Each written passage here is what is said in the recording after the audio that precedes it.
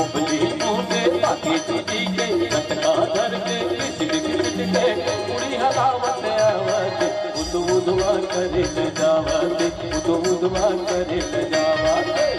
उदवा करे न जावत उदवा करे न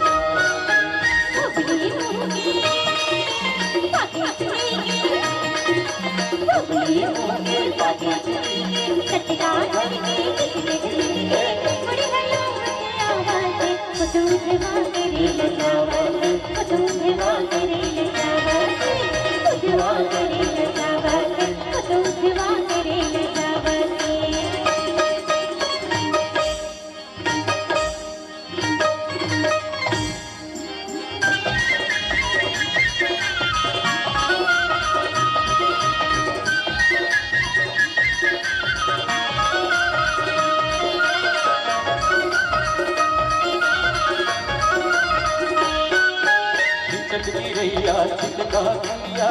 कहा खानी सरगज भैया चटकी रैया चिटका दिया कहा खानी सरगज भैया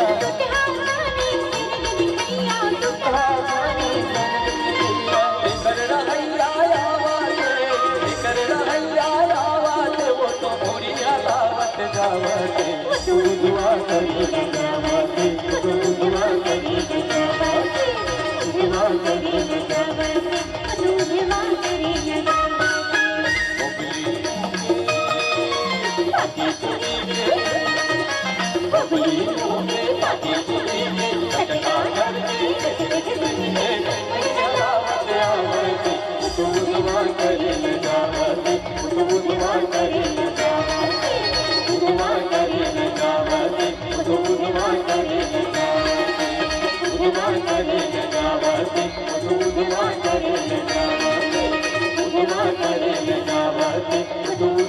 करे